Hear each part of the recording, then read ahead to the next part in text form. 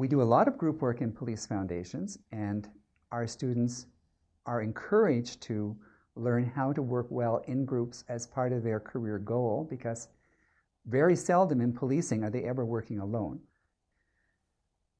One of the things that I find from students when they're doing group work is that they have real issues in terms of understanding the purpose of doing the work in a group as compared to doing it individually. And often that has to do with the fault of the instructor, I think more so than the student perception.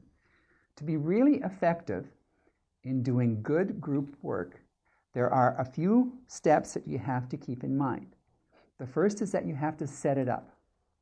So for instance, in a course that I do, it's a contemporary social problems course, students are introduced to the concept of poverty.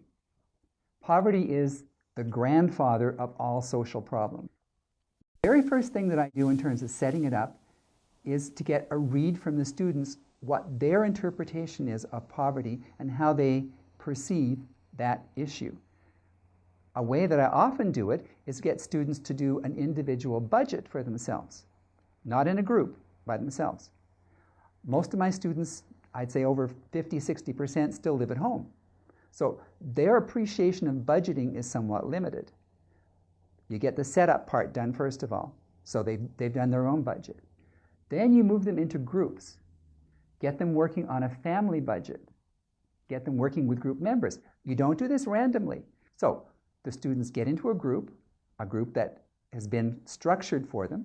They work through the family budget, and then they come up with what they feel is a reasonable dollar figure. It's only at that point that I say to them, okay, now, what is Canada's poverty line? Who is living in poverty? Students find it very interesting to realize Canada does not have a poverty line. There's no such thing as an official poverty line in Canada, and there are a lot of reasons for that. But at least we start to get some grip on what students and the group feels is appropriate for a family needs to survive. We have that discussion. I get students in to break up, go back into their individual assignments again, and then I have students evaluate their own performance in the group and the group's performance in relation to the objective that we had in understanding poverty. And then we discuss that in terms of the kind of strengths and weaknesses there were within the group and within individuals.